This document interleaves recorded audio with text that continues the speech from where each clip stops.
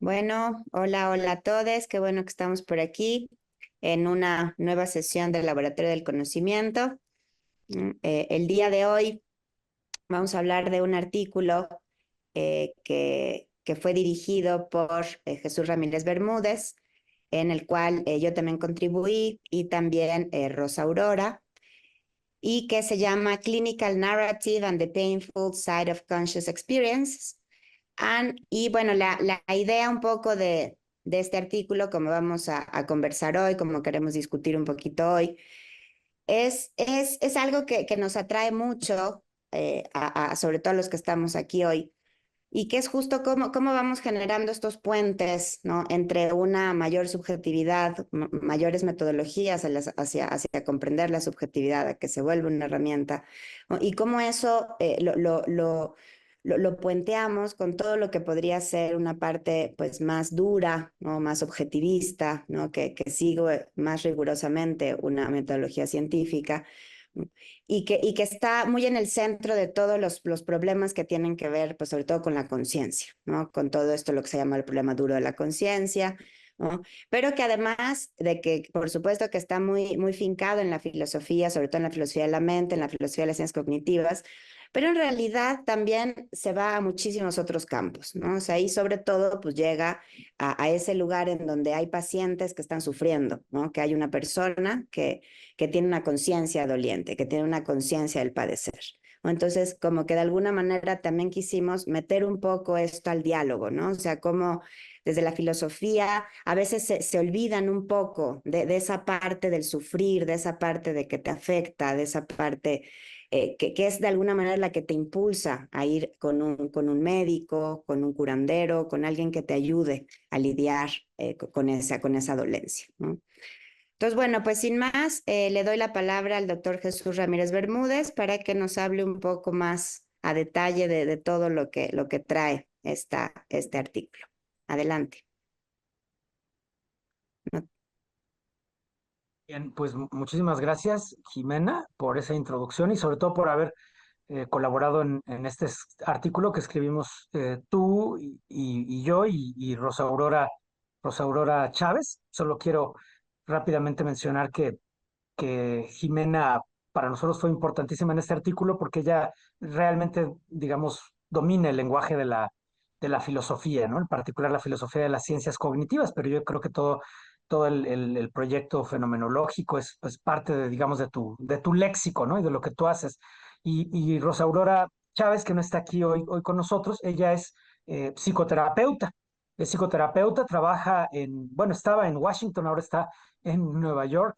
Es psiquiatra y es, digamos, neurocientífica también, investigadora de procesos de creatividad, ¿no? Pero básicamente su trabajo ha sido como psicoterapeuta y una psicoterapeuta sobre todo de la tradición psicoanalítica y digamos que ella tiene esa visión, ¿no? De una psicoterapia de largo plazo que profundiza precisamente en la subjetividad y en todos sus caminos intrincados, ¿no es cierto? Entonces, el artículo, como mencionó Jimena, tiene por título el lado doloroso de la conciencia y la narrativa clínica.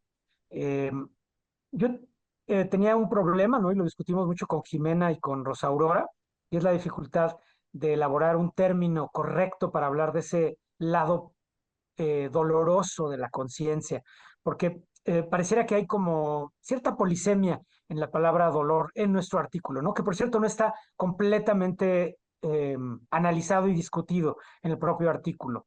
Es decir, está el dolor en un sentido literal, como cuando hablamos del dolor físico, ¿no? De una apendicitis, o el dolor de la migraña, o el dolor neuropático que te deja qué sé yo, el herpes, ¿no? Una lesión por herpes virus en la piel o en los nervios.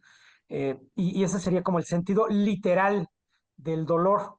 Y luego está el dolor, así llamado, estoy usándolo un poco como metáfora, el dolor emocional de la depresión o el dolor emocional de estados de pánico, de terror.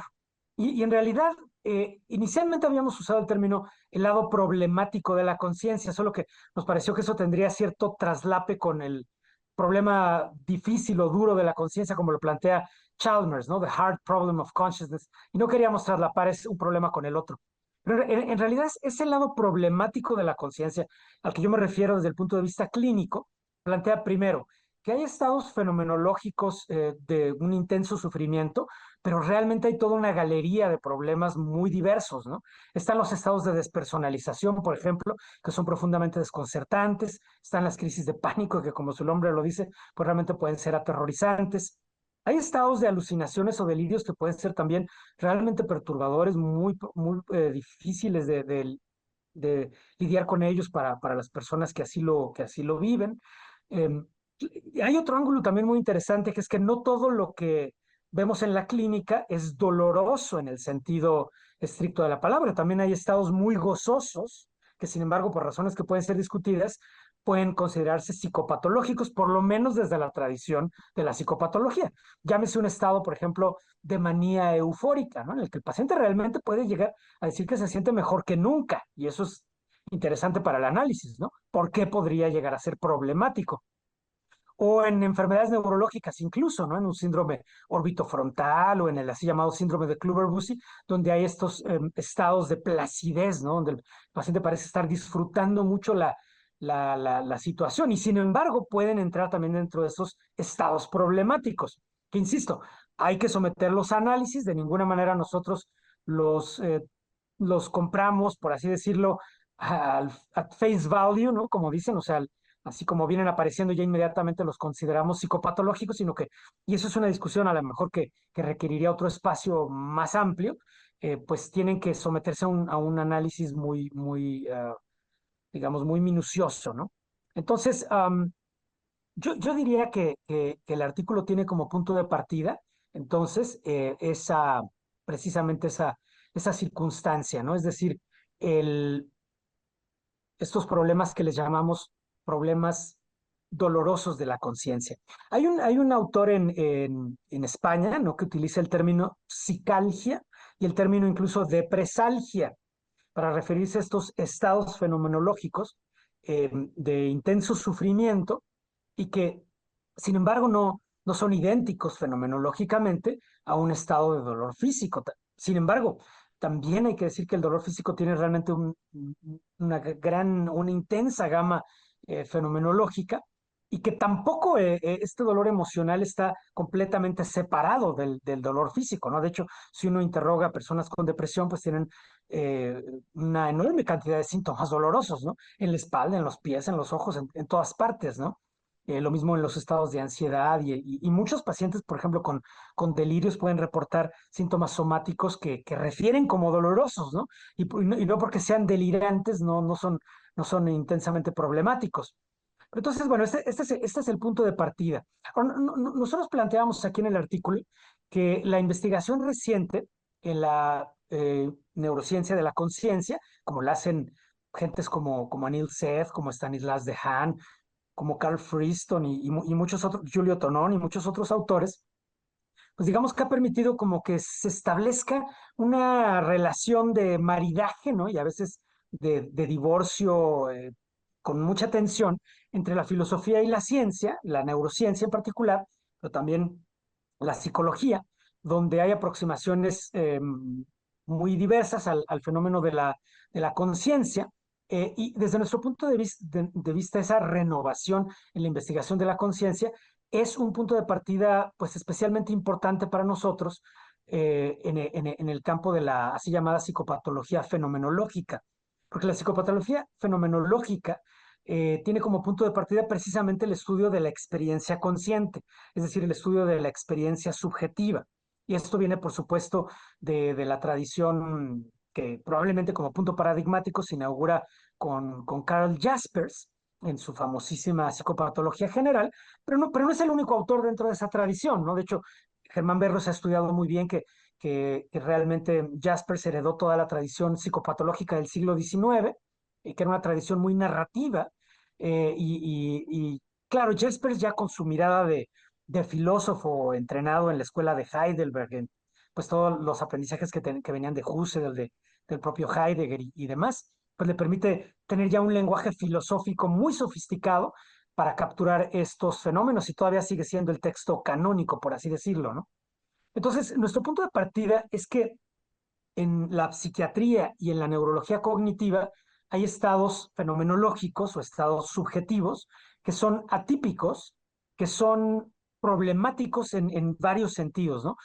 Que pueden conducir a comportamientos de alto riesgo, ¿no? O comportamientos, francamente, donde hay lesiones a sí mismo o a otros, o porque implican un sufrimiento muy intenso, ¿no? Ejemplos de estos son las alucinaciones, los delirios, las obsesiones y otros.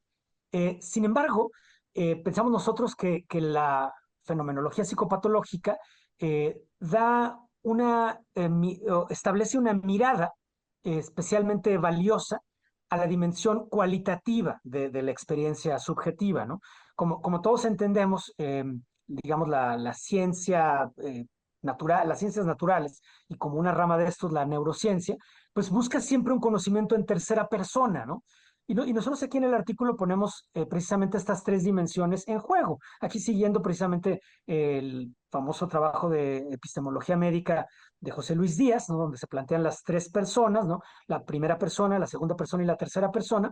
Y nosotros pensamos que en forma irreductible la investigación clínica requiere un cuidadoso abordaje de estas tres dimensiones. O sea, siempre tiene que ser la aproximación en primera persona, que es la del propio paciente, la aproximación en tercera persona, que sería, por ejemplo, si yo hago un estudio de resonancia magnética del cerebro o hago una investigación conductual, y la perspectiva en segunda persona, que en un sentido puede ser la más retadora desde el punto de vista epistemológico, porque implica dos conciencias, ¿no? La conciencia del paciente y la conciencia del clínico, interactuando en tiempo real en virtud de códigos culturales, un lenguaje simbólico, muchos otros gestos de comunicación paralingüísticos o no verbales, ¿no? Como serían los gestos faciales, la prosodia, la melodía de la voz, etcétera, etcétera, ¿no? Entonces, todos estos sistemas de interacción que tienen, desde luego, una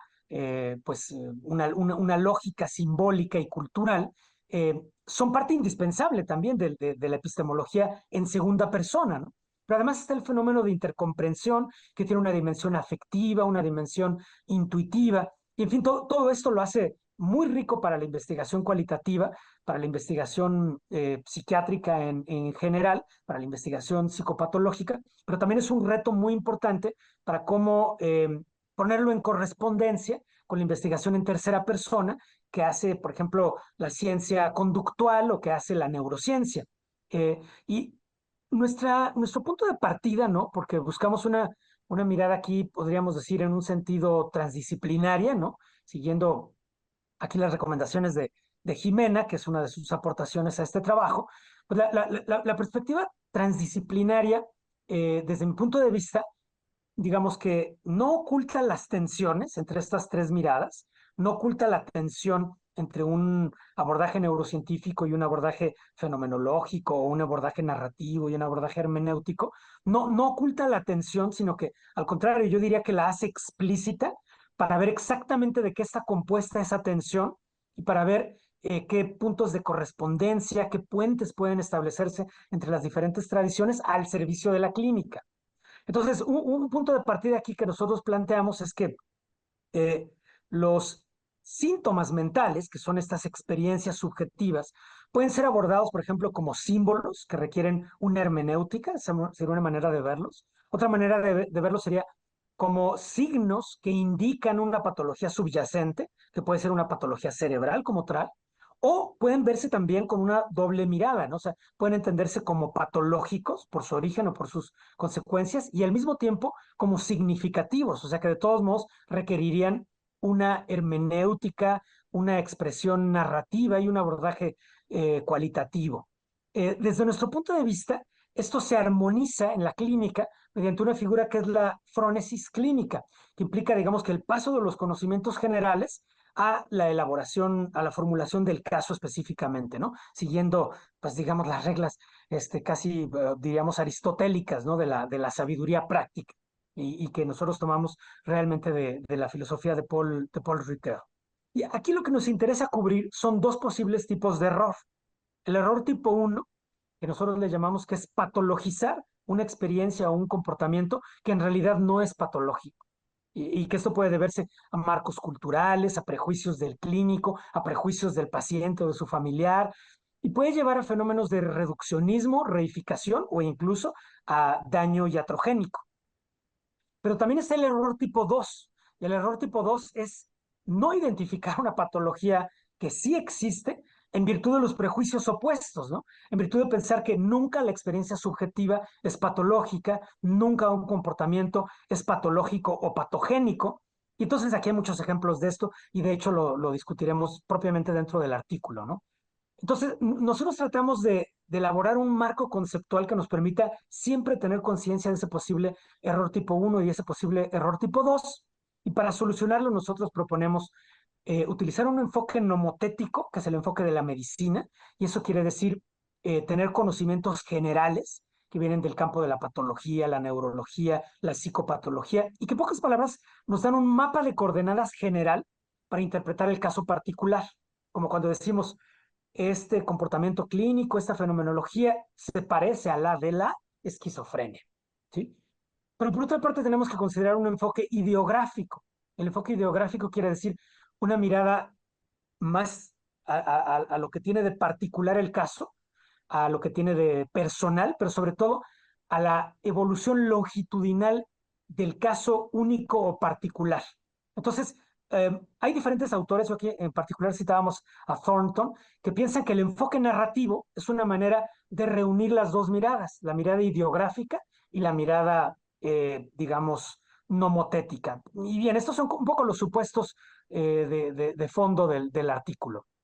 Ahora bien, ya entrando propiamente a la materia del artículo, nosotros planteamos primero en la primera parte del trabajo una, eh, un- un- una especie de viaje fenomenológico por la psiquiatría y la neurología cognitiva, y lo hacemos a través de casos clínicos, porque pensamos que al final de cuentas los casos clínicos son, digamos, las circunstancias hasta cierto punto irreductibles, que son las que dan cuenta realmente de la realidad clínica, ¿no? Aun cuando la realidad clínica sea construida dialógicamente y culturalmente y demás, el caso tiene una dimensión hasta cierto punto irreductible, ¿no? Este es, por ejemplo, un caso, ¿no? De una persona que tiene un diagnóstico ciertamente de esquizofrenia y que su discurso entonces es que él tiene un, digamos, su discurso es que su alma fue absorbida cuando él era un bebé, él murió cuando él era un bebé, fue absorbida su alma en ese momento, y entonces inició todo esto, dice el paciente, de la fisionomía humana, y se volvió fitocultor. Y pregunta, ¿quiénes me absorbieron? Pues realmente no lo sé. Pudiera haber sido un pseudo judío, pudiera haber sido un chino, pero ¿qué significa realmente la fisionomía humana? Dice el paciente. Pues básicamente una máquina de curar, una máquina de tortura. Y él dice, yo me considero ahora un objeto de cultura, de tortura. No me considero a mí mismo un ser humano. Y entonces el paciente empieza a elaborar muchos neologismos, un discurso que si estuviera elaborado por un poeta o por un escritor de la tradición creacionista como Huidobro y demás, pues diríamos que son figuras de estilo las que está proponiendo el paciente, ¿no? Una especie de metáforas, ¿no? Que nosotros tenemos el trabajo ahora de descifrar, de interpretar, de decodificar, ¿no? Sin embargo, lo que es muy importante aquí es que el paciente dice que lo dice de forma literal. O sea, el paciente dice que dice todo esto en un sentido estrictamente literal, ¿no?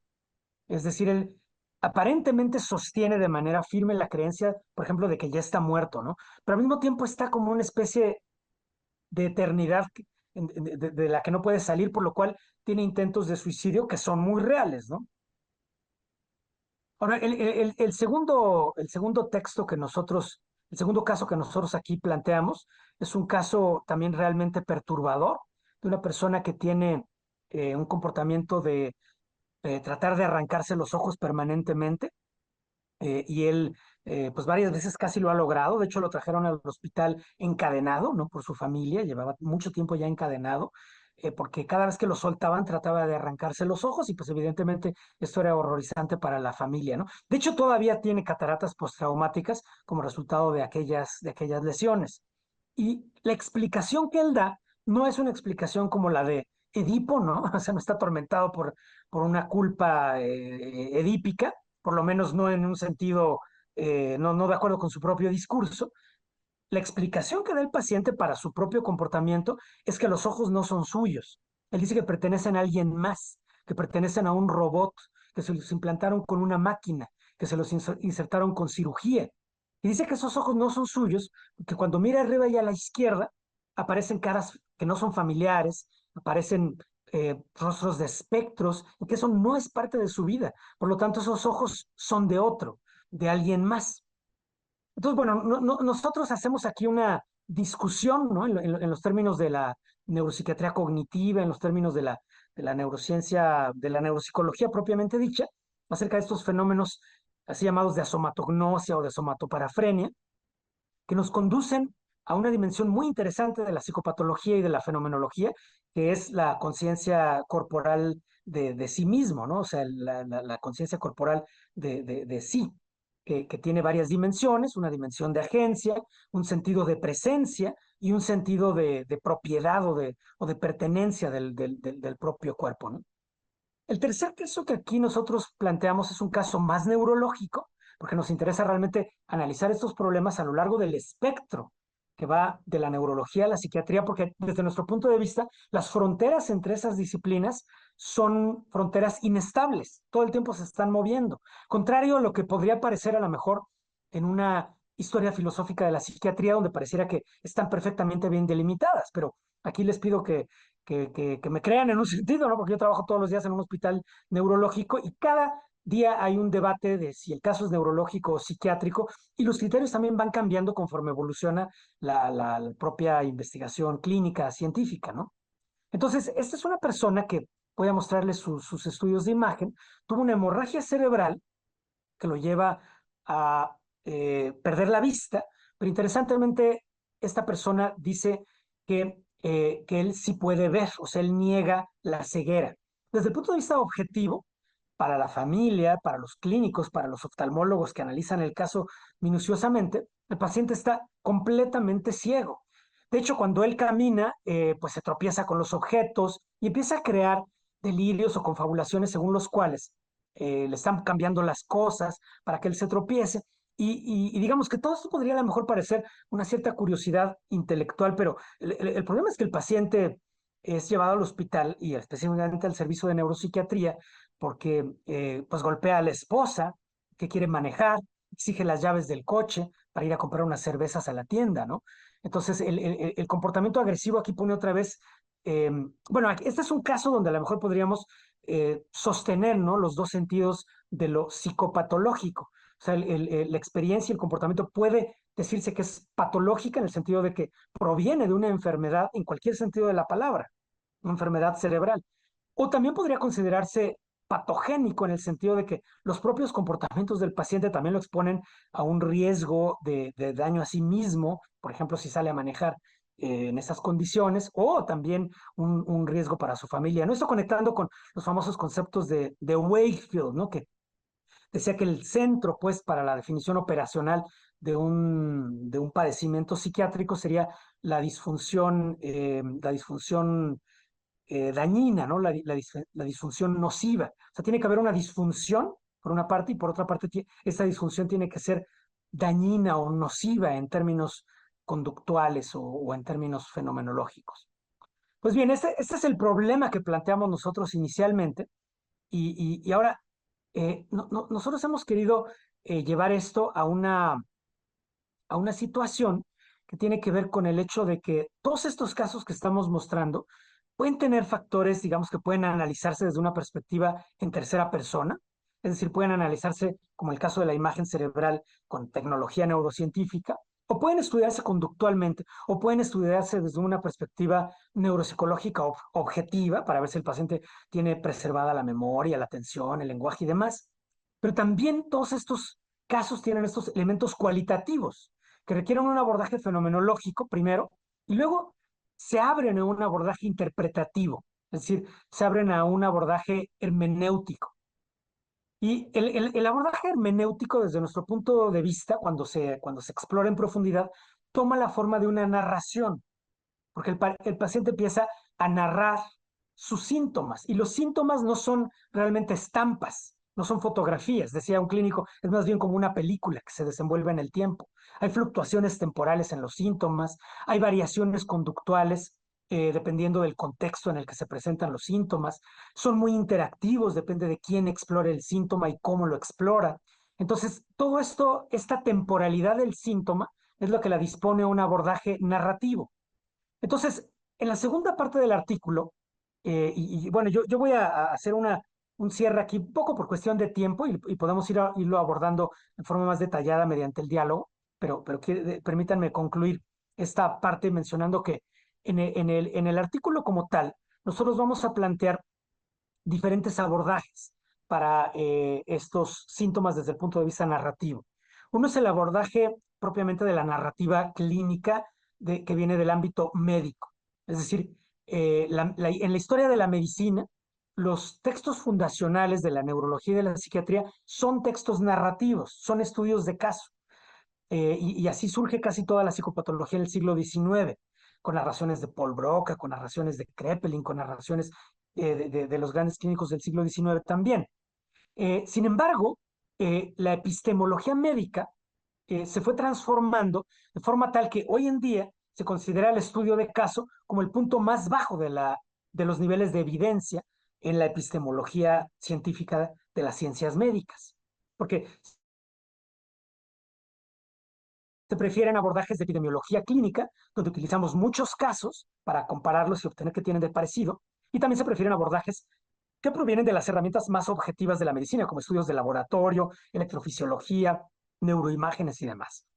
Entonces, durante el siglo XX hubo un desdibujamiento de esta narración médica que ha sido recuperado parcialmente, pues realmente desde el campo de la literatura, ¿no? Por gentes como Oliver Sacks, Antonio Damasio y demás, que son típicamente neurólogos, neurocientíficos o algo así, pero tienen digamos que este talante del escritor, del narrador, ¿no? Y esto ha permitido como una recuperación de la tradición.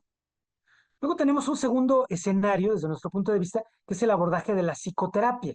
Entonces, dedicamos una larga parte a la psicoterapia, digamos, narrativa, ¿no? Y aquí nosotros pensamos que tiene un papel, pues, muy importante propiamente los textos fundacionales de la psicoterapia, que son, pues, propiamente los textos que probablemente vienen de Christian Johann Reil, ¿no? Luego pasan y junto con Philippe Pinel, como creador digamos, del tratamiento moral, ¿no?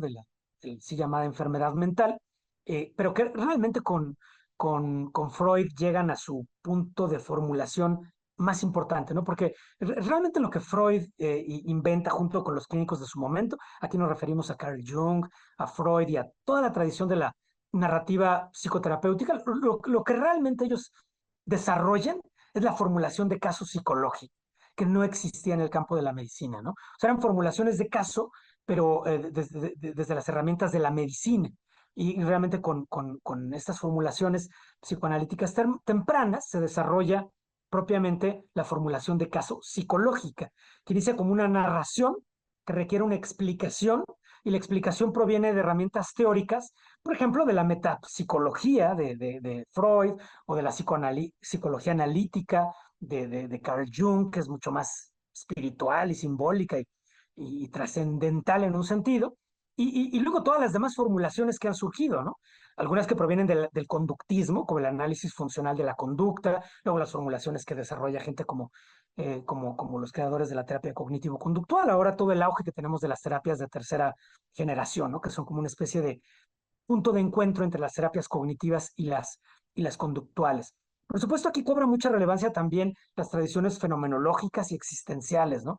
De Viktor Frankl, de Ronald Lang y demás, que siempre tienen esta dimensión narrativa y donde se propone típicamente una teorización que explica, pues digamos que las experiencias. Ahora, nosotros nos hemos atrevido aquí a desarrollar como una especie de teoría narrativa de la psicoterapia, basándonos sobre todo en dos autores, en Roy Schaffer, que es un como psicoanalista de una tradición más postestructural, ¿no? que deconstruye muchos de los principios metapsicológicos de Freud, y él trata de desarrollar una tradición más narrativa, ¿no? Y propiamente los trabajos de Paul Ricoeur, ¿no? De quien él postula que la tradición de contar cuentos se considera terapéutica o que puede tener un poder transformador porque el pathos, ¿no? Este fondo afectivo de la humanidad tiene una relación de parentesco, por así decirlo, con la racionalidad comunicativa mediada por el lenguaje o el logos. Entonces sería como la especie de, el gran proyecto de la transformación que puede hacer la narrativa en la psicoterapia, ¿no? Y por último, el tercer gran campo que plantea nuestro artículo es la narrativa clínica como género literario. Esto tiene que ver sobre todo con el hecho de que muy tempranamente, ¿no? Con textos como los de Schreber o textos de algunos analizados, ¿no? Como Margaret Little, por ejemplo, que estuvo con Winnicott, pero ella hace su texto ya no como analista, sino como analizada. Entonces, de esa tradición de pacientes que escriben o personas que están en psicoterapia y escriben, empieza a surgir una tradición que es clínica también, porque se enfoca en las experiencias clínicas y en los encuentros clínicos y está atravesada por la terminología clínica emergente, pero donde pues realmente son otros puntos de vista, ¿no? Por ejemplo, el caso de Virginia Woolf, por ejemplo, con su texto de Estar enfermo, o El diario del dolor de María Luisa Puga, La visible oscuridad de William Styron, por poner algunos ejemplos paradigmáticos, Aurelia, ¿no? de Gerard de Nerval, o la sala número 6 de Chekhov, los textos de Silvia Plath y de otros autores. Entonces aquí yo quiero plantear una situación, ¿no? Que esta tercera tradición, digamos la tradición de la narrativa clínica que viene del campo de la literatura, muchas veces está en tensión o francamente en oposición al discurso médico o al discurso psicoanalítico, y entonces plantea como otros ángulos, ¿no? Y se genera aquí una tensión, casi diríamos una especie de guerra conceptual, ¿no? De una guerra narrativa. Otros textos de la tradición literaria más bien parecen como propiamente reinterpretar el mito de la locura con herramientas neurocientíficas, como Brain on Fire, ¿no? Mi cerebro en llamas de Susana Cajalan, que empieza como un caso de psicosis, y luego resulta que es una enfermedad autoinmune recién descubierta por la inmunología, ¿no? O hay otros textos, ¿no? Como The Shaking Woman de Siri Hustvedt, que se van otra vez al problema de lo que antes se llamaba la histeria, y ahora es el trastorno neurológico funcional, y que realmente señalan las fronteras del conocimiento en la medicina, en la psicopatología y en la psicoterapia, ¿no? Siguen siendo los casos de frontera para los que no tenemos una adecuada resolución, pero la persona que padece ese problema, pues elabora el relato de la manera más honesta que puede y busca de todos modos tratar de tener sentido, ¿no? Con sus narraciones. Entonces, pues esta sería, digamos, que la perspectiva del artículo, ¿no? Que termina realmente considerando dos objeciones, ¿no? A este método. Una es la objeción que le llama Kenneth Kendler la trampa de sentido, ¿no?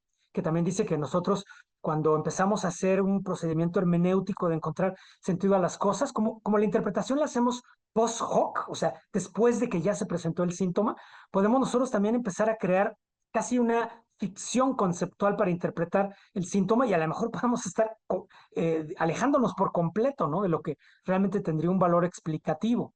Entonces, por eso nosotros no pensamos que las formulaciones hermenéuticas o narrativas o fenomenológicas sustituyen a las interpretaciones o las explicaciones de la medicina o de la neurociencia, sino más bien la complementan, ¿no?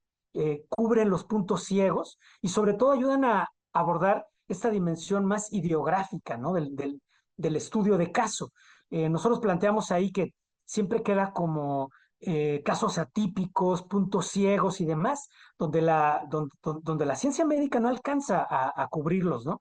Pero la narrativa clínica muchas veces a través de la mirada de las personas que padecen los problemas o las observaciones acuciosas de algún terapeuta o de algún clínico, pues empiezan a llenar esos huecos y a crear un trabajo teórico, ¿no? Un trabajo conceptual, o por lo menos un trabajo fenomenológico y descriptivo, ¿no?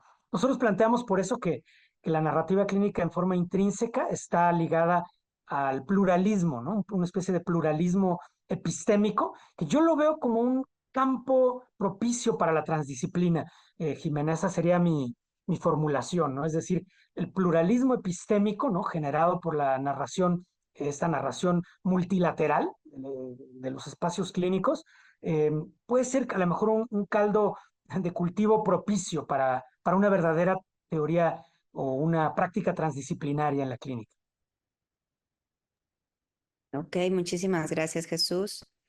Creo que pues, nos has dado muchos elementos para conversar. Desde esta idea de la diversidad fenomenológica que uno puede encontrar en el consultorio, ¿no? Desde estos sentidos de lo psicopatológico, ¿no? Todo este rol que puede o no jugar la narrativa clínica y bueno, algo que es un poquito el telón de fondo, sobre todo llevándolo a nuestro propio contexto de las cosas que solemos discutir, pues justo cómo podríamos pensar en estas maneras dialógicas en la generación de transdisciplina, ¿no? Como la narrativa, como cuestiones más sintientes, afectivas, subjetivas, ¿no? Podrían estar generando este diálogo continuo con la ciencia y con el acercamiento también de lo clínico. Entonces, bueno, voy a darle la palabra a Senia, por favor, para que nos cuentes un poquito qué te pareció. Bueno, a mí me pareció pues que habría un panorama súper interesante y súper sugerente el artículo. Este, tengo como algunas cuestiones, voy a decir solo algunas para que pues haya como varias rondas y vayamos como retroalimentando pues, entre todas y todos, pero básicamente creo que una de las cosas, me voy a centrar ahorita, que me llamó mucho la atención, tiene que ver con lo de la primera, la segunda y la tercera persona, con esta especie de planteamiento. Porque yo me preguntaba, o sea, creo que hay un hilo conductor muy bueno ahí, en lo de la primera, la segunda, la tercera persona, pero yo me preguntaba si no habría que complejizarlo más, incluso en relación con los distintos tipos de paciente. Voy a decir un poco a qué me refiero con esto. Me refiero a la idea de que, digamos, parece que la narrativa clínica estaría centrada en la segunda persona, pero no estoy tan segura de que eso sea siempre en todos los casos de todos los pacientes. O sea, yo voy a hablar de un paciente ilustre para que todo el mundo más o menos conoce, ¿no? Que es el caso de Althusser. Digamos que en Althusser, que es que además es como un reto enorme para la filosofía, porque es el padre de toda la interpelación ideológica y tenía graves trastornos mentales, ¿no? Entonces, pues esta relación entre la obra y la enfermedad cobran como una importancia muy grande, ¿no? Y aparte tiene como toda una narrativa que es El porvenir es largo, cuando él en un brote psicótico ahorca a su mujer y es internado y declarado inimputable. Él publica esta narrativa que es donde tú empiezas a abrir El porvenir es largo y es la historia de cómo él mata a su mujer. O sea, las primeras páginas son qué es lo que a él le pasa cuando mata a su mujer, cómo se da cuenta de que la ha matado, qué es lo que le pasa, eso. ¿No? Es muy impresionante. Entonces, básicamente, él ahí está narrando, por así decirlo, a un lector que él supone, pero todo el reclamo de un porvenir es largo va dirigido hacia la tercera persona, hacia hacia la ley que lo ha declarado inimputable, porque para él declararlo inimputable es impedirle su condición de sujeto. Ser sujeto es aquel que tiene que responder por su acto, incluso cuando él no era dueño de sí mismo. A lo mejor no responder penalmente, a lo mejor no responder, pero tiene que responder de alguna manera porque si no tú lo estás anulando como sujeto. Entonces, este es un ejemplo de cómo de alguna forma puede haber en algunas situaciones como una necesidad, por ejemplo, no tanto de segunda persona, sino de un reconocimiento de una tercera persona. pongo de una ley, ¿no? Y más en pacientes, o a lo mejor hay pacientes que no pueden hablar en este nivel narrativo, en este tú a tú, porque sienten que están siendo hablados por una instancia que puede ser impersonal, que puede ser una ley, que puede ser un dios, un mandato, quién sabe qué cosa, ¿no? Entonces, en ese caso, habría que tener como un juego abierto en esta cuestión de la narrativa clínica con las personas, ¿no? Creo que eso supone también pensar el papel que juegan las tres personas en la formación del mismo clínico, no solo del lado del paciente, sino entender que también en la formación del clínico interviene como una figura de tercera persona, que sería esta fuente de autoridad impersonal que da la ciencia, por ejemplo, pero también interviene la segunda persona en la relación que tú tienes con los colegas para establecer cuál va a ser ese tipo de diagnóstico, ¿no? Donde se están jugando a lo mejor posiciones, a lo mejor más enfrentadas, más, pero donde tú estás viendo al otro como alguien que dice una cosa y digamos que es una relación más interpersonal, por así decirlo, ¿no? Y luego, bueno, la relación en este sentido de primera persona, que es lo que tú vas a asumir como tuyo o como propio, ¿no?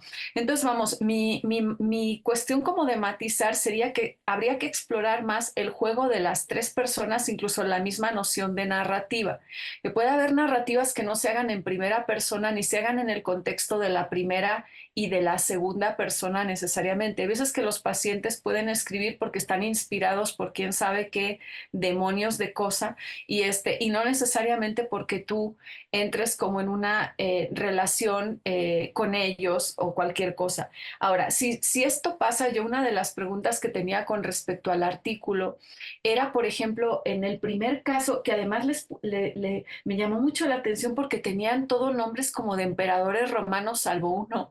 Yo dije, le hubieran puesto Marco Aurelio al segundo en lugar de Juan Manuel, ya para que quedara. Pero en ese sentido, digamos que en el primer caso hay una parte donde dice, el paciente no quería hablar en primera y de pronto habló. Y yo me quedé, ¿cómo que de pronto habló? ¿Qué pasó para que hablara? ¿Qué pasó ahí para que hablara? Porque algo tuvo que desencadenarse en ese encuentro pues no sé si contigo Jesús o con quién, pero algo tuviste que hacer para que hablara en primera persona y te contara toda esta cuestión que además, bueno, este primer paciente revela ser una persona bastante compleja en el vocabulario, en cosas, ¿no? Entonces, en este sentido, ¿qué pasó ahí? A lo mejor ni tú sabes qué pasó, porque quién sabe, ¿no? Pero lo que quiero decir es que también habría que estar atento hacia qué cosas detonan una comunicación en un sentido o en otro. A lo mejor depende del azar, no tengo ni la menor idea, pero sí creo que habría como que registrar o calibrar qué está funcionando para que las personas hablen y qué no está funcionando. Otra cosa que me parece importante es, bueno, hay como un énfasis en lo que esto puede tener como de beneficioso, que es muy rico además, pensando en la clínica y en todo lo que puede ser aportado para las personas que se están formando, que puedan tener como toda esta perspectiva, ¿no? Pero también habría que ver cuál es el papel que ocupa, por ejemplo, si tú no solo hablas con el paciente, sino que lo pones a escribir en la propia, en lo que al paciente le está pasando. A lo mejor es escribir, no sé, pueden meter a alguien como en un lío mayor emocionalmente, o a lo mejor es escribir puede ayudar a que sea alguien logre hacer un poquito de pie. Entonces, como esta cuestión que ustedes manejan como en la psicoterapia, pero más en un sentido como más digamos, de contar un poco cómo funciona la psicoterapia y todo, estaría interesante verla desarrollada en esos pacientes, ¿no? En los que ustedes ponen a hablar y todo. ¿Qué hubiera pasado si los ponemos a ellos a escribir esto? O sea, escribe que a lo mejor, no sé, yo recuerdo mi propia experiencia con pacientes que tenían esquizofrenia. Uno de ellos no podía, o sea, no paraba de escribir. Era una cosa como muy... Yo ya no sabía qué hacer porque eran hojas y hojas y hojas y hojas y hojas y era así como, ¿cómo se para esto? Pero para él era el medio de que seguía yendo al taller. O sea, era como asegurar que siguiera yendo, ya tenía como una rutina armada donde entraba dentro de su cosa al ir al taller, pero si estaba en el taller tenía que escribir. Y escribía, escribía, escribía, escribía de manera muy compulsiva, ¿no? Entonces, bueno, hay como cosas ahí que creo que sería interesante rastrear. La relación que cada uno, esto también tiene que ver con la relación que los pacientes van a tener con la palabra. Si la palabra es algo que pesa, que amenaza, que puede ser dicha con relativa tranquilidad, ¿no? Y en este sentido no son cuestiones como tan, o sea, lo que creo el reto es no hacerlo como tan subjetivo, aunque claro, estás hablando de casos singulares, sino ir señalando como cosas que pueden dar pautas para hacer reflexiones más amplias. La relación con la palabra es, bueno, hay ciertos pacientes tipo que van a tener una relación más complicada con el lenguaje oral o escrito que otros. Hay ciertos, y eso creo que también puede ser interesante, tanto para una cuestión psicoterapéutica como para una cuestión neurológica, el ver cómo estos impactos sobre el lenguaje o la palabra que a veces no necesariamente tienen por qué ser tan evidentes. A lo mejor no lo ves hasta que pones a alguien a pedirle que escriba algo o que pones a alguien como a pedirle que desarrolle como y ves su propia relación con la palabra y con el lenguaje, ¿no? Eso es una cuestión que me parece como pues muy interesante, ¿no? Ya con esto me callo, pero también hay una cosa que me pareció en el recuento que hacen, eh, como que hay gente que creo que podría ayudar también, que es Catherine Malabou, con toda esta relación que hace entre psicoanálisis y neurociencias, que creo, y ella trabaja algo donde ya no entraría tanto la narrativa clínica, pero sí el arte, que son todos estos padecimientos donde los pacientes no tienen este problema de la palabra. En concreto, ella trabaja mucho con el Alzheimer porque su abuela, ella cuenta que empieza a interesarse por esto por su abuela que tiene Alzheimer y que ella empieza a buscar como modos de establecer un tipo de contacto y se da cuenta que pues los modos habituales no parecen funcionar y entonces ella establece como todo un tipo de relación acerca de una idea de sufrimiento cerebral, que así lo llaman, ¿no? Que no tiene que ver con ni siquiera como con subjetivizar como lo entendemos ni nada de esto, ¿no? Y que hay que establecer como ciertos puentes. Y ahí yo creo que no entra tanto la cuestión del lenguaje muchas veces, ya sobre todo en estadios muy avanzados, ¿no? Pero sí el arte, sí la cuestión del arte. Entonces, como ampliar más la cuestión de la narrativa a cuestiones como todavía que pueden ser más amplias. Esa es una. Y la otra es el de Tausk, y las máquinas de influenciar, porque creo que aunque no le sigamos como la pista a Tausk, en todas lo que dice, porque es un autor de principios del psicoanálisis y todas estas cuestiones que lo lleva mucho para el ámbito de la sexualidad fundamentalmente, pero la idea de la máquina de influenciar es muy interesante en ciertas cuestiones asociadas con la esquizofrenia, porque Tausk la va registrando como en varios pacientes que para explicar esa cosa como esto que tú, Jesús, hablas en el artículo, hablan ustedes de estos pacientes que tienen como esta sensación de que las cosas no son suyas, de que pues muchos de ellos piensan que hay una máquina ahí que ve a través de ellos, que les pone pensamientos, que hace que cosas, ¿no? Y la explicación de la máquina parece ser como muy circunscrita a un medio y a una época en concreto. Entonces, a lo mejor hay como estas también explicaciones que pueden ser más circunscritas a medios o épocas en concreto. Por eso te preguntaba por este primer sujeto, porque esa explicación del judío, del chino, del fito, ¿qué? El fitocultor o lo que, o sea, me pareció como muy, ¿de qué medio es este sujeto? Esto está muy, muy peculiar, ¿no? Entonces, en ese sentido, como que, bueno, me parece que también ¿por qué me parece importante prestar atención a esto? Que si no, no concluyo la idea. Para mostrar que hay un vínculo con la locura o con la psicosis o con lo que le esté pasando a los sujetos y su medio social. Es decir, que muchas veces no entendemos algo también porque el código en el que ellos están, que es un código roto, quebrantado o lo que quieras, pero es el código del cual disponen, como las herramientas en el cual están diciendo algo, a lo mejor pertenecen a medios de un pueblo que no conocemos, de un modo que no conocemos, y pensamos que están diciendo cosas, pero tienen como algún tipo de fragmento que tiene que ver con su propia vinculación social, ¿no? Es un poco como, me parece siempre importante como rescatar eso, cuando esa vinculación social se puede un poco ver o cuando ha sido totalmente pulverizada y ya estamos como en un nivel donde la comunicación es mucho más complicada, ¿no? eso es como cosas que me parece interesante señalar.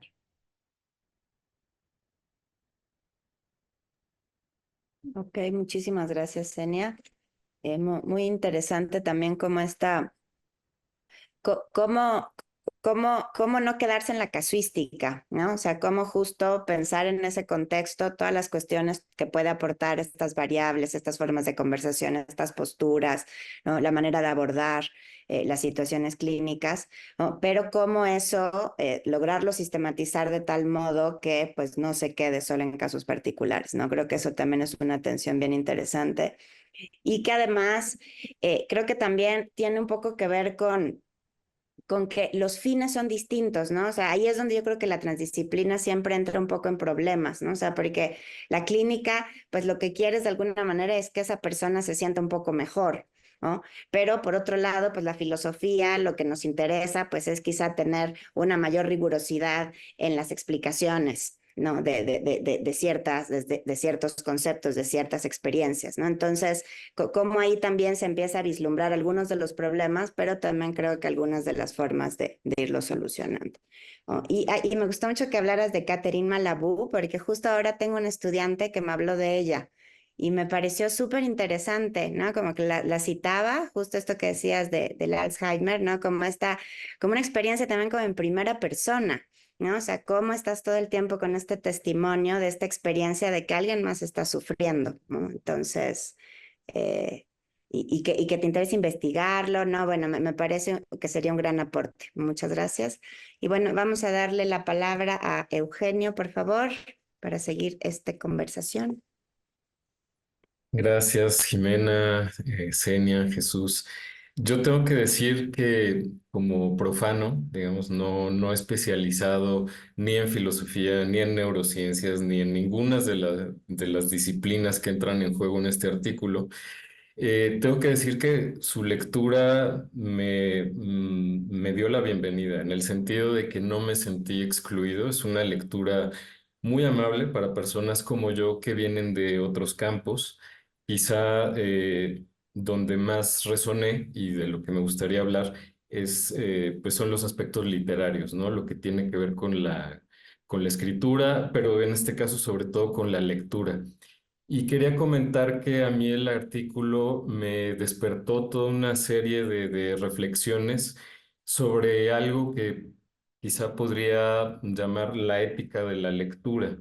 Voy a intentar explicarlo a raíz de leer no solo el artículo, sino sobre todo enfocarme en los casos clínicos que brevemente están relatados ahí, ¿no? No sé si sean parte de textos más largos, pero los fragmentos que están ahí ya son lo suficientemente sugerentes como para empezar pues, a girar ciertas cuestiones, ¿no? Que quería compartirles a ustedes. Tengo que decir que cuando leí estos fragmentos de la persona que fue absorbida por una entidad ficticia, que su alma fue absorbida desde que nació, que murió, la persona que piensa que es un robot y que tiene visiones de otras entidades, me hicieron resonar mucho con ciertos textos de corrientes como por ejemplo el cyberpunk. ¿No? Que tiene como este juego entre lo humano, lo no humano, lo orgánico, lo robótico. Y también me hicieron pensar muchísimo en textos de William Burroughs, por ejemplo. Y ahí, digamos, esta resonancia que tuve entre los casos clínicos, que evidentemente pues se dan dentro de un marco, como decían, como mencionaba Jesús, pues de una disfunción nociva, es decir, son personas que no están escribiendo, digamos, desde una voluntad meramente estética. Quizá hay cierta intención estética, cierta intencionalidad estética, pero no es, digamos, el motor principal. Hay un marco clínico, hay una disfunción nociva. Sin embargo, esta resonancia estaba allí, ¿no? Y me encontré, digamos, como interesado y queriendo leer más sobre casos que, pues, son reflejo de un dolor muy intenso, ¿no? De un dolor emocional, pues, y que están reflejados allí, y además pues, cuestiones físicas bastante, pues, graves, ¿no? Y entonces ahí, no sé, me vino inmediatamente esta reflexión o resonancia de un libro de Susan Sontag sobre el dolor de los otros, que es un libro que en principio no tiene nada que ver porque ella habla sobre la fotografía de la guerra, pero ella reflexiona sobre qué nos provoca el ver esas fotografías, ¿no? De ver las fotografías del sufrimiento de los demás, ¿no? Y ella pues dice que es siempre un arma de doble filo, esas fotografías pueden generar una empatía con el sufrimiento de los otros, pero también y sobre todo gracias a cierta saturación de las imágenes, pues también pueden generar una insensibilización, ¿no? Pero estar leyendo, estar observando el dolor de los demás, pues ya para mí es lo que llamo esta ética de la lectura, ¿no? Por un lado me encuentro gozando al leer estos casos clínicos porque me recuerdan a un género que me gusta mucho, el cyberpunk, autores que me gustan como Burroughs o incluso más contemporáneos, Kenji Shiratori, Germán Sierra, cosas relativamente underground, pero que en este momento están circulando, ¿no? Y al mismo tiempo saber que eso proviene de un dolor bastante real. Ahora habría que pensar que también Burroughs, pues, era una persona que era adicta a diferentes sustancias, que luchó durante toda su vida, no solamente contra esas adicciones, sino también contra casos de violencia, contra, pues, cuestiones de su vida bastante duras, ¿no? Y sin embargo, a mí me encanta leerlo. Entonces, esa posición como lector de estar gozando con el sufrimiento de los demás, pues fue algo que me cuestionó bastante, ¿no? Y que creo que está allí. No es algo resuelto, tampoco es algo que yo juzgue, simplemente lo observo, ¿no? Y este artículo me permitió observar más claramente qué significa como lector estar gozando con la lectura, pero que esa lectura implica a su vez un dolor muy grande, ¿no? Y también pensaba, de hecho, no sabía cómo articularlo, pero ahora que Senia mencionó, pues esta cuestión de que hay diferentes tipos de pacientes que tienen diferentes niveles de relación con la palabra e incluso esta cuestión de ampliar no solo a la palabra, sino a las artes. Hace poco me encontré con los dibujos de una persona, Adolf Wolfli, que padecía psicosis y pues a raíz de esta psicosis, alucinaciones y pues era presa de un comportamiento violento y que obligaba a aislarlo, ¿no? Pues, sin embargo, bueno, si ustedes buscan en internet, están en la red los dibujos de Adolf Wolfli. Son dibujos que desde mi punto de vista son muy, muy reveladores, son sumamente intrincados, son obsesivos, eh, son repetitivos con ciertas figuras, por ejemplo, sacerdotes, figuras de autoridad, etcétera, etcétera, ¿no? Entonces, quizá, digamos, en este espíritu de transdisciplina, ¿no? Donde la literatura, la filosofía, la psicología, la neurociencia están enfocadas a la curación, al intentar entender y curar el dolor de otras personas. En este mismo espíritu transdisciplinario, pues se puede extender el rango hacia las artes, ¿no? Y quizá un tratamiento integral que incluya la escritura, pues para cierto tipo de pacientes, la pintura, el dibujo pueda llegar a ser pues bastante revelador también y bastante curativo, bastante terapéutico, ¿no? Pienso en Artaud, por ejemplo. Artaud era un personaje también clave, ¿no? Porque, pues, como sabemos, él sufrió de diferentes padecimientos a lo largo de su vida, padecimientos del espíritu. No sabemos de qué tipo exactamente, pero estuvo internado, etcétera, etcétera. Y Artaud no solamente produjo textos singulares, como todos los conocemos, sino también dibujos que para él eran casi más importantes que los textos, ¿no? Para él los dibujos eran exteriorizaciones directas de su espíritu, ¿no? Obviamente es muchísimo más difícil interpretar un dibujo desde el punto de vista hermenéutico que un texto que nos está diciendo algo, pero bueno, ese dibujo también está actuando, ¿no? En ambas direcciones, creo yo. La dirección de permitir vislumbrar más claramente los padecimientos, pero también permitirle al paciente, pues, digamos, esta autorreflexión y quizá una vía hacia una posible curación, ¿no? Pero bueno, fue todo esto lo que me detonó el artículo. Yo les agradezco muchísimo por haberlo escrito, sobre todo con este lenguaje tan accesible, quiero subrayarlo, porque, pues bueno, para mí fue una serie de descubrimientos muy, muy agradable. Y pues sería todo por mi parte. Muchas gracias, Eugenio. Igual a mí también me quedó sonando esta idea de los diferentes niveles de relación que uno puede tener con la palabra, ¿no? Con el concepto, incluso con las edades del desarrollo, ¿no? O sea, como que también estamos de alguna manera cayendo siempre en un adultocentrismo, ¿no? O sea, como que, ¿qué pasa también con los chamacos, ¿no? ¿Qué pasa como en otros momentos quizá incluso más prelingüísticos, ¿no? O sea, como y que creo que de alguna manera también eso se va dibujando, ¿no? Y bueno, yo buscaré estos de Adolf Webler, así, Adolf Wolfli, Con W. Wölfli. Wolfli. Ok, muchas gracias. Sí, porque además creo que también está este juego, ¿no? O sea, como que no, de alguna manera está planteado que la medicina te tiene que llevar este bienestar, ¿no? Y eso también podemos problematizarlo muchísimo, ¿no? O sea, ¿qué le vamos a llevar ese estado de bienestar, ¿no? Y qué otras perversidades también incluso podrían ser parte de eso si tomamos genuinamente en cuenta pues, las experiencias fenoménicas de cada persona, etcétera, ¿no? Así que, bueno, se van conjuntando más elementos para esta discusión. Le voy a dar la palabra a nuestro querido Octavio Moctezuma, por favor. Hola, ¿qué tal? Jimena, Genia, Jesús, Eugenio. Bueno, yo lo que quería comentar bueno, hablar sobre todo sobre el tema de la imagen y la pintura, ¿no? Pero bueno, ya como escuchando un poco lo que han dicho, algo sobre lo que no pensaba hablar, pero bueno, tengo un hijo que en su adolescencia recibió el diagnóstico de esquizofrenia.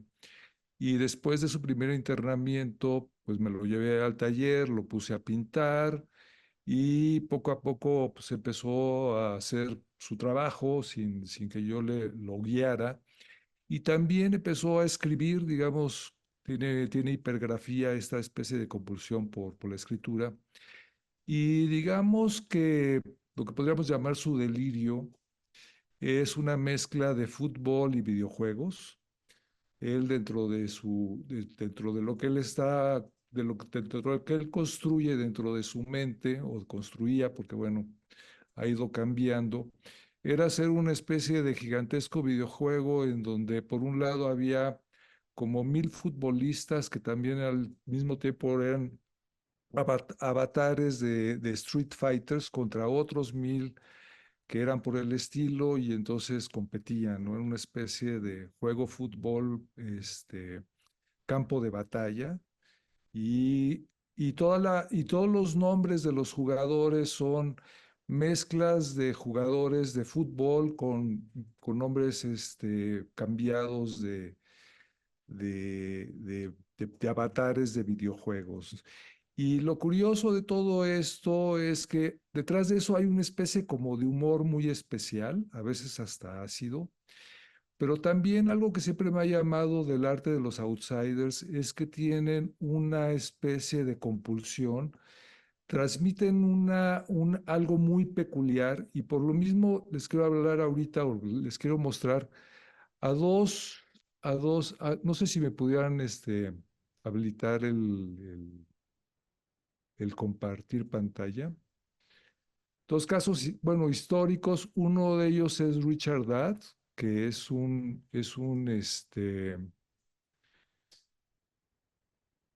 eh, ahí está, que es un pintor que estaba formado, un pintor e ilustrador inglés.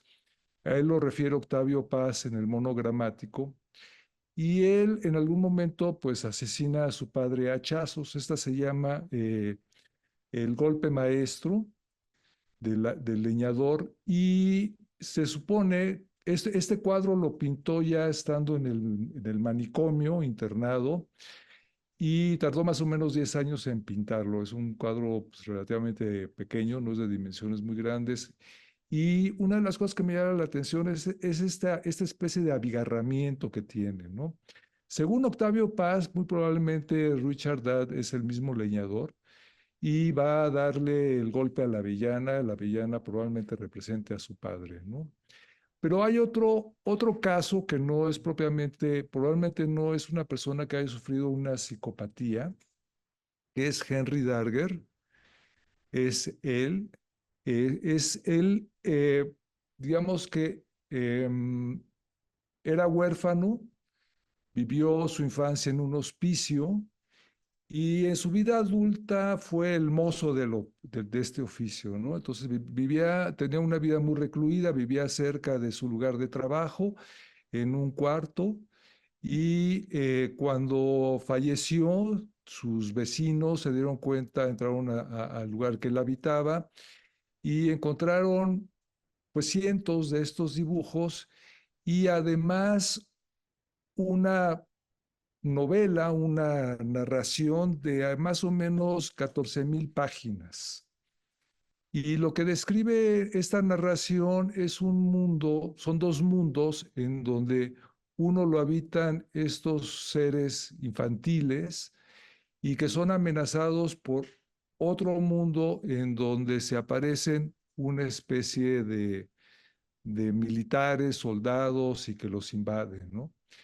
Y digamos que a mí estas piezas generan una sensación extraña porque tienen una mezcla, digamos, de inocencia, pero al mismo tiempo como de perversidad. Se sabe muy poco de la vida íntima de Darger, no se sabe si en algún momento determinado tuvo, pues no sé, relaciones sexuales o una vida más allá de lo que se conoce, que es muy poco. Y lo que sería interesante, bueno, sería ya hacer, digamos, un trabajo, no sé, psicoanalítico, tanto de su narración como de los dibujos. Creo que una aproximación transdisciplinaria a este tipo de obras es muy importante, precisamente porque aquí uno no sabe dónde, como dice Senia, ¿no? ¿Dónde empieza o cuál es el contexto que en un momento determinado, de qué se alimentaba Henry Darger para producir estas piezas, ¿no? Porque cuando uno los ve como algo ajeno, pues llama mucho la atención, no sabe si en un momento determinado eh, son puramente fantásticas o en algún momento también había como se ha investigado, muchas de esas ilustraciones también eran de dibujos que se usaban en la época para colorear, etcétera, etcétera, y que las narraciones de los soldados eran porque en algún momento determinado alguien le platicaba de guerras y cosas por el estilo, ¿no? Entonces, ¿cómo es que funciona la mente y las narrativas en una persona que de alguna manera le cuesta mucho trabajo construirse como persona? Creo que ese aspecto es muy importante y es como la parte fundamental también del texto, ¿no? Es decir, hasta qué punto de vista el pintar, el escribir, el dibujar, el conversar, le permite a una persona que está pasando por un trance de esta índole construir su psique, ¿no? Armar su persona. Y hasta qué punto de vista, hasta qué punto un médico dentro de un hospital, un médico, digamos, de bata blanca, puede entender el entorno y las características que se dan de estos pacientes, ¿no? Esa parte creo que muchas veces en los hospitales pues se ven a los pacientes aislados, se les ve, no se les ve con toda esta serie de antecedentes, ¿no? Es decir, se ve al enfermo, pero no se ve su entorno. Y esa parte sí me parece como muy fundamental si se tratara de hacer un abordaje también transdisciplinario. Entonces, bueno, eso es lo que les quería compartir. No, muchísimas gracias, Octavio.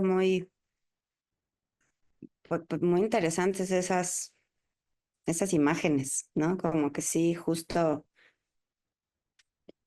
pues no sé, o sea, creo que igual siempre es difícil poner ese límite entre lo neurotípico, lo neurodivergente, lo normal, lo patológico, ¿no? O sea, pero es cierto que estas imágenes, tanto las que nos mostró Eugenio como las que muestras tú, ¿no? Pues tienen tienen estas cuestiones recurrentes, ¿no? Y que creo que esa pregunta es bien interesante, ¿no? O sea, de qué se alimentan todas estas también procesos hermenéuticos en el fondo, ¿no? También son parte de tus propias subjetividades, ¿no? Entonces, creo que eso se vuelve un tema también bien interesante, ¿no? O sea, pues las alucinaciones tienen que ver con los contextos históricos y espaciotemporales que estás viviendo también, ¿no? O sea, con el fútbol, con las pandillas estas, etcétera, ¿no? Entonces, bueno, pues creo que se han abierto bastantes cabos, ¿no? Creo que hay muchas cosas que seguir conversando, así que pues adelante Jesús, cuéntanos qué opinas de todos estos comentarios.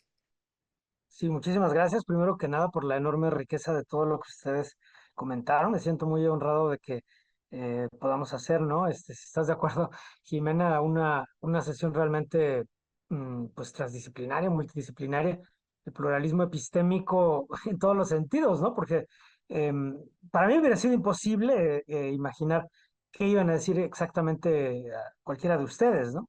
Entonces, en ese sentido una enorme ganancia para mí de poder escuchar todo esto. Y seguro que para ti también, Jimena. Entonces, voy a empezar por el final y voy a ir hasta el principio, como el viaje a la semilla de Carpentier, ¿no? Entonces, empiezo con lo que nos compartió Octavio. Gracias, Octavio, por compartir esa experiencia personal, ¿no? Que además es tan preciada, yo creo que para uno, ¿no? Yo esto también, mi hijo más pequeño tiene un caso de autismo, no tan leve, ¿no? No tan leve, no decorativo ni nada parecido. Y lo estoy mencionando así explícitamente porque, al igual que tú, yo ya creo en hablar de todo eso en forma muy abierta, ¿no? Para sacar de la marginalidad. Porque aparte de los problemas inherentes al problema, pues están todas estas cuestiones de marginalidad, de estigma y demás, ¿no? Entonces sí tenemos que apropiarnos de alguna forma de todo esto que vivimos, ¿no? Y lo mejor es, primero que nada, compartirlo y conversarlo. Entonces, el caso que tú planteas, ¿no? Primero de tu propio hijo, ¿no? Con este fenómeno de hipergrafia, pintura, el delirio de fútbol y videojuegos, a mí me lleva a seguir pensando, ¿no? O sea, cómo se forman estos síntomas, ¿no? Y volvemos a plantear la analogía de la creación artística o la creación literaria, donde podrían haber dimensiones semejantes o paralelas hasta cierto punto, ¿no? Claro que en la creación artística hay probablemente mayor nivel de automonitoreo, de autorregulación, de teorización, de metaconciencia, digamos, controles metacognitivos de lo que estamos haciendo, ¿no? Y del objetivo que queremos conseguir. Y probablemente la formación de síntomas como los delirios de todos modos tengan algunos elementos en común, ¿no? Como esta capacidad de formar una síntesis nueva, que es como caracterizaba Paul Ricoeur precisamente las dos figuras literarias que él estudió mejor, ¿no? La metáfora y la intriga, ¿no? En la narrativa, en ese nudo gordiano del que hablan los dramaturgos, ¿no? Como ejemplos de esa función sintética, digamos, ¿no? Del pensamiento humano y que tiene que ver realmente con una configuración nueva que permite formar algo nuevo y algo inesperado, ¿no? No porque no podamos después con el retroscopio más o menos rastrear de dónde venían los materiales, ¿no? Pero no hay ninguna duda de que ese último algoritmo, si se quiere usar esa metáfora, Eugenio, o si se quiere usar otras metáforas, ¿no? La metáfora del humus, de la psique, ¿no? Que usaba más orgánica, ¿no? Más del fondo de la tierra que usaba Tolkien, pues hay una etapa en la que realmente no tenemos la menor idea qué es lo que está pasando, ¿no? Y no sabemos si es un mecanismo como el que hicieran los dadaístas, ¿no? Más aleatorio o más parecido a los sueños, ¿no? Entonces yo creo que esos ejemplos que pones son realmente fascinantes. Y por otra parte, lo que tú mencionas, bueno, lo que nos mostraste ahorita de eh, las imágenes de pintura, pues realmente son escalofriantes, son fascinantes y yo creo que habría que dedicar una sesión entera luego a discutir ese caso, ¿no? Donde indiscutiblemente podríamos aprender mucho. Yo tengo, digamos, hay un taller que se ha dado en mi hospital en los últimos años por una pintora y profesora de arte que los ha puesto a los pacientes a jugar con todo, ¿no? Con barro, con crayolas, con todo tipo de arte, sobre todo plástica y visual. Y las creaciones siempre son sorprendentes, ¿no? Algunas veces muy inquietantes. Y bueno, ya volveré a eso cuando le conteste a Eugenio lo que planteó. Luego, en tu caso, Jimena, ahorita mencionaste al final dos cosas que me parecieron muy importantes, ¿no? Una es lo de si la medicina busca un estado de bienestar o no, y yo creo que haces muy bien en plantear esta pregunta, ¿no? En forma un poco irónica y crítica, porque habría que tener mucho cuidado. Desde luego que yo creo que queremos aliviar el sufrimiento, ¿no? Sobre todo el sufrimiento extremo o el sufrimiento patológico o el sufrimiento que ya no tiene sentido, ¿no? Probablemente. Pero aquí y yo creo que esta es parte esencial, ¿no? Del proyecto fenomenológico, hermenéutico y narrativo, que es recuperar un poco el sentido, ¿no? Detrás del dolor, utilizar estas herramientas para reconfigurar ese sentido, pero además para saber qué es lo que podemos aprender de ese sufrimiento, ¿no? Yo siempre he puesto la metáfora un poco de que, o sea, la melancolía está llena de todas esas fuentes de sufrimiento que si las sacudimos un poco, empezamos a aprender un montón de cosas, ¿no? Cosas que tienen que ver con la historia, con las trayectorias de vida, con las relaciones humanas, con la función del cerebro y demás. De manera que hay muchísimo que aprender siempre de estos estados, pero sobre todo mucho que aprender acerca de cómo recuperar el sentido, que a lo mejor eso me parece una forma más originaria de describir el sentido de la salud, ¿no? No es tanto el bienestar per se, sino más bien la relación entre el bienestar y el sentido, ¿no? Pero entonces también habrá que considerar la relación entre el malestar y el sentido. El sentido de vida, que además es una configuración o un arreglo que cada persona tiene que hacer y creo que nadie la puede hacer por nosotros. Luego hablabas también mucho sobre las etapas prelingüísticas del desarrollo y del adultocentrismo. Ojalá que tú también en otra ocasión nos hables más de eso, porque yo creo que hay muchísimo ahí que aprender sobre toda esa dimensión preverbal, ¿no? De la experiencia y del desarrollo, y donde a veces la enfermedad cerebral o la psicopatología nos hace regresar a esas instancias para reflexionar en ello, pero yo creo que sí tenemos que mirarlo en el sentido literal, ¿no? Estudiando la etapa intrauterina, esos 1000 días de vida probablemente anteriores a la configuración lingüística plena, ¿no? De una vida humana y todo lo que eso nos enseña sobre la conciencia y demás. Y luego en el caso de Eugenio, me gustó mucho tu planteamiento sobre la ética de la lectura, ¿no? Yo creo que es una pregunta pues bien interesante, un poco inquietante, y es que tanto es éticamente válido, ¿no? Gozar con el sufrimiento ajeno, pero yo creo que eso, si lo hacemos con un proyecto, ¿no? Ético, entonces realmente creo que, y aquí me estoy basando en una plática que un día le vi a Jimena ahí en YouTube, ¿no? O sea, creo que es el gozo del sentimiento epistémico de aprender, ¿no? El sentimiento epistémico de descubrir, el sentimiento epistémico de saber, ¿no? Y yo creo que ese saber, ese descubrimiento, ese aprendizaje lo podemos poner al servicio, no sé, de alguna manera de seguir aliviando ese dolor. A lo mejor el nuestro propio o el de alguien al que conocemos, a lo mejor le ayudamos un poco al lector o al auditorio o al espectador a aliviar también su dolor mediante la sincronización empática, qué sé yo, ¿no? No quiero ni decir nada que sea a lo mejor uno de los estereotipos de la teoría del arte, ni mucho menos, pero yo creo que sí está presente eso, ¿no? Y qué bueno que mencionabas a Susan Sontag, ¿no? Con esos textos tan interesantes que ella plantea, y también me gustó mucho tu fuga hacia el cyberpunk, ¿no? Porque sí es cierto, muchos textos de los pacientes, ¿no? Realmente parecen textos futuristas, incluso textos que uno lee, por ejemplo, el primer texto ese donde justo se van a esas máquinas, ¿no? De esas máquinas de control de Matthew Tillich, un paciente que estudió John Haslam a principios del siglo XIX, pues parecen realmente textos de una ciencia ficción futurista, ¿no? Que a lo mejor se le hubiera ocurrido después, no sé si a una mezcla de Escher con H.R. Geiger y con Moebius y en fin, o sea, parecen realmente textos muy, muy futuristas. Incluso se han recuperado algunos grabados medievales y demás de también personas que posiblemente tenían estados muy parecidos, ¿no? Y hay esos temas recurrentes, ¿no? Como de la pérdida de control, la pérdida de agencia, el sentimiento de un control ajeno y demás.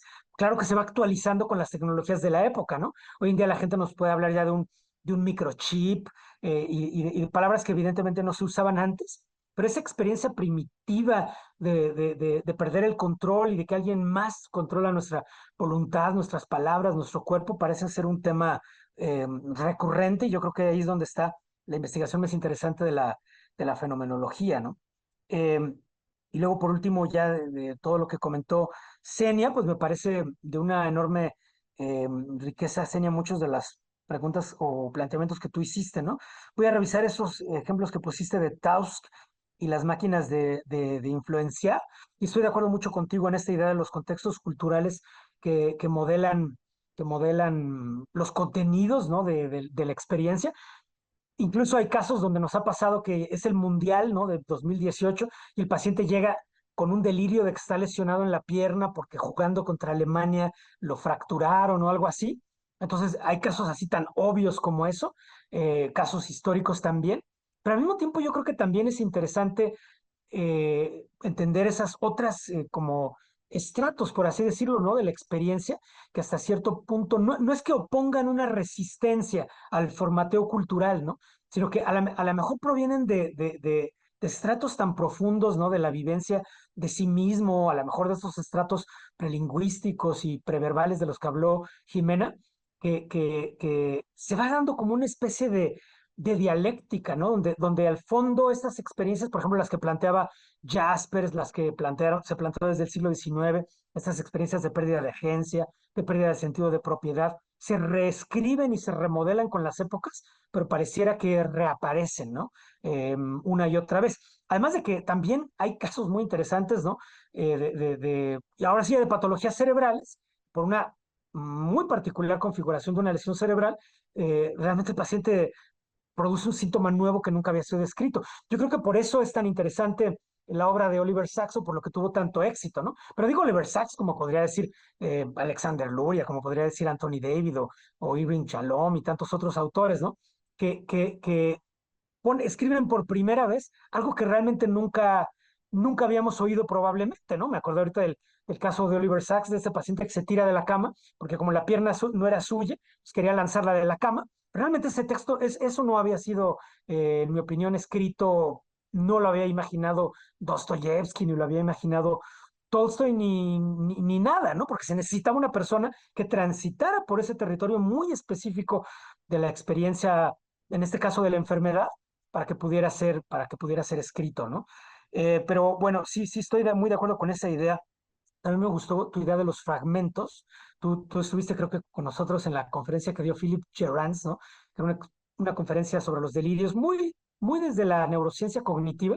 Pero a mí me gustó mucho una idea que planteó, ¿no? Que quizá los delirios, más que ser ideas en el sentido propio, ¿no? De la filosofía analítica, él decía que se parecen más como a fragmentos de historias, ¿no? Como pedazos de historias que surgen un poco por esa, él le llamó como la actividad como por default, ¿no? Por default de la función neuropsicológica. Pero eso desde luego nos recuerda mucho a las formulaciones, desde luego, de lo inconsciente, ¿no? Como se plantea en todos los modelos psicodinámicos, o a la función del sueño, ¿no? Donde también hay como una falta de control racional y ejecutivo de los pensamientos y entonces surgen un montón de como narrativas fragmentarias, ¿no?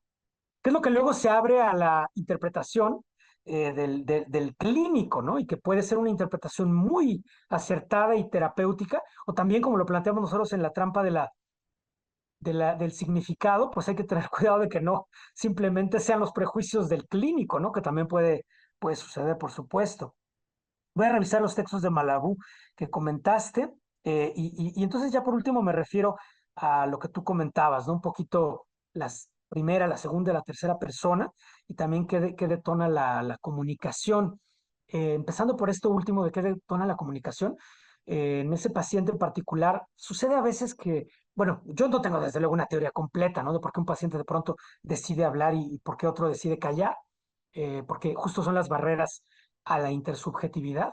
Y no hay ninguna telepatía, ¿no? Ni mágica ni sintética hoy en día, y solamente tenemos la opción de de preguntarle al otro, ¿no? De escucharle. Y eso es lo que yo creo que es la ética de la clínica también y la ética de la clínica fenomenológica, ¿no? Entonces, sucede a veces que el paciente se intimida, ¿no? Por tantas preguntas, por la parafernalia médica, por los desfiles de médicos con sus batas y demás, ¿no?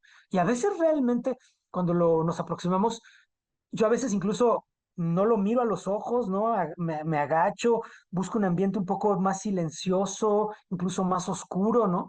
Y hago preguntas casi susurrando, y a veces eso permite que el paciente como que se decida a hablar más, y entonces de pronto nos sorprenden con estos textos que yo coincido, ¿no? Que tienen una gran potencia estética, muchos de estos textos, ¿no? Por eso yo creo que hay algo en la formación de estos síntomas que se parece a la formación de ideas poéticas y que se parece a la formación de textos artísticos propiamente dichos, ¿no? Y coincido contigo ya para acabar que se requiere un análisis mucho más cuidadoso y detallado de eso que nosotros solo para fines esquemáticos delineamos como primera, segunda y tercera persona, como un punto de partida probablemente, pero en realidad son aproximaciones muy preliminares y creo que ahí, por ejemplo, sí sería el espacio para una investigación transdisciplinaria, que difícilmente vendría de la neurociencia, probablemente vendría a lo mejor del análisis literario, ¿no? Incluso de la crítica literaria propiamente dicha. Por ejemplo, ahorita me hiciste pensar en textos de un estudioso de la literatura, ¿no? Que hablaba de la figura, no solo del narrador, sino del narratario, ¿no? ¿A quién le estás contando las cosas? Y esa figura del narratario, que es imaginaria y que de alguna manera delinea un poco el proyecto afectivo de la comunicación, tiene mucho que ver con cómo vas a hacer la apertura durante la escritura del texto, ¿no? Entonces, pues hemos ensayado dentro de lo posible esos ejercicios, hemos tenido talleres de escritura en la clínica y siempre han tenido resultados bastante sorprendentes e inesperados, ¿no? Pero también quiero decir modestos, ¿no? En el sentido de que yo creo que toda la clínica, ¿no? Psiquiátrica, neurológica, psicoanalítica, psicoterapéutica, el análisis funcional de la conducta y lo que ustedes quieran, realmente estamos en una etapa en la que nuestros alcances son modestos, ¿no? Y eso es lo que yo creo que vale la pena conservar, ¿no? Como esa especie va a sonar un poco presuntuoso paradójicamente que lo diga, pero un poquito de habilidad sistémica, que sí, yo creo que es otro prerequisito para la transdisciplina, ¿no, Jimena? Y bueno, ¿no? Pues muy interesante cómo se fueron concatenando pues las ideas y los sentires y las afecciones. Así que, pues sí, yo creo que de alguna manera pues es cómo vamos y seguimos en estas rutas hacia la transdisciplina, ¿no? O sea, cómo podríamos ir generando más estos puentes, ir cerrando pues estos huecos. ¿No?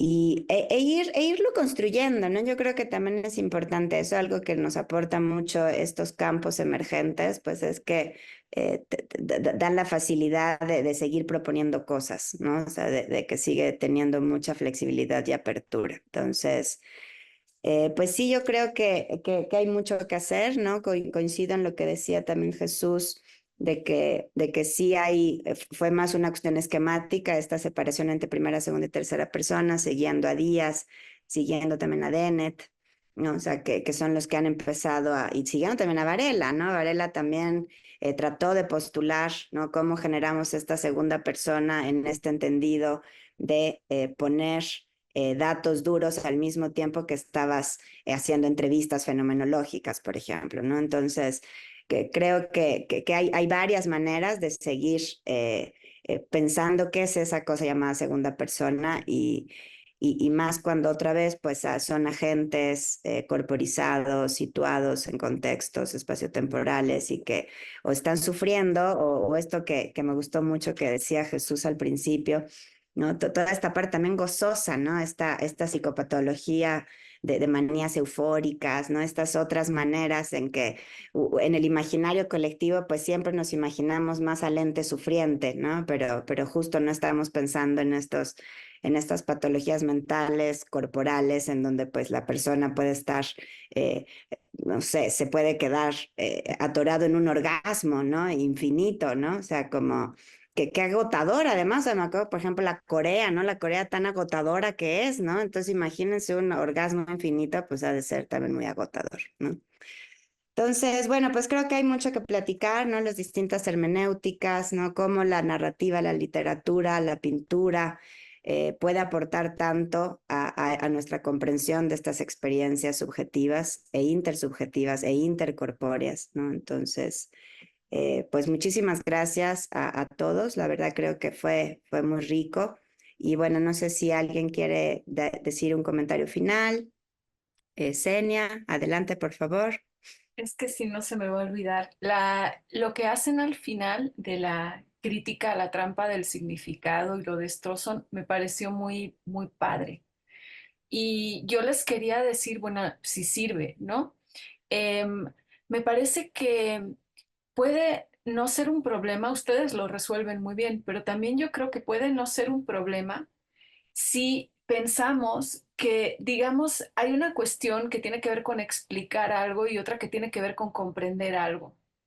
Y en este sentido me parece que la medicina está tratando de explicar algo, es decir, de dotarlo de una cierta causalidad, de averiguar un cierto modo de funcionamiento de algo para poder intervenir, tratarlo, lo que sea, ¿no?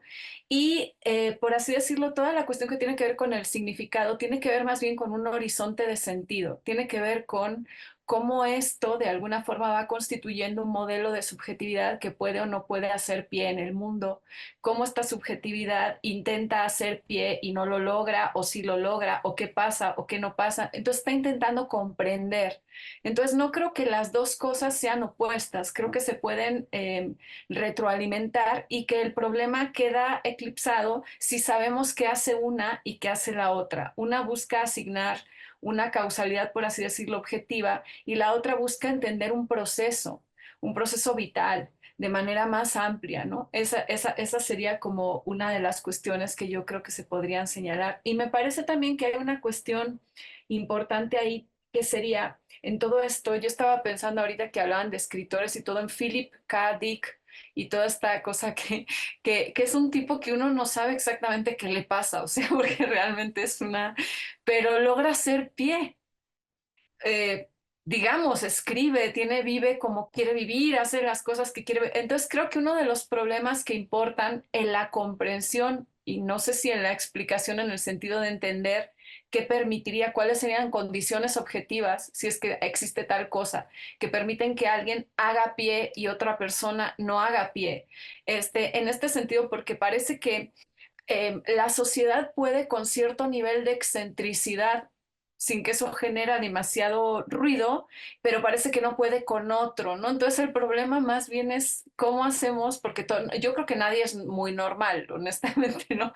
Pero creo que sí hay como grados en los cuales esto genera un problema que a lo mejor ese sufrimiento tiene que ver, bueno, es distinto un sufrimiento porque estás atormentado por muchas alucinaciones, por cosas que no puedes controlar, y es distinto un sufrimiento que tiene que ver con que nada de eso puede tener un lugar en tu mundo, porque no puede ser como acogido de ninguna manera, ¿no? Entonces, creo que habría ahí que sopesar. Me acordaba del estudio de Helen Corán, que a lo mejor les interesa, sobre rehospitalización de pacientes de esquizofrenia, donde lo que ella dice es que los que acaban hospitalizados es aquellos que están más, que han sido como sometidos. Se está haciendo un estudio interdisciplinario entre Canadá e India. Los que acaban hospitalizados son los canadienses más sometidos a la idea de la normalización. O sea, cuando los obligan a normalizarse, a hacer cosas, como que generan un estrés en ellos que los truena y acaban siendo rehospitalizados, porque los pacientes con los que ella trabaja tienen una fragilidad en su constitución subjetiva, donde sienten que sus pensamientos no son suyos, que todo es muy invasivo. Entonces lo que necesitan es un tipo de socialidad donde tú puedas interactuar con ellos de manera que no lo experimenten como intrusivo o invasivo, una socialidad muy mínima, de a lo mejor ir, que van y ven a la mesera, les sirve una taza de café una vez a la semana y así pueden sostener su mundo. Pero si tú los obligas a una vida social más intensa, psíquicamente no lo pueden aguantar y es cuando ellos acaban en el hospital. Yo creo que hay muchas cosas de este tipo que no entendemos bien de muchos tipos de pacientes, que con la mejor de las intenciones, ¿no?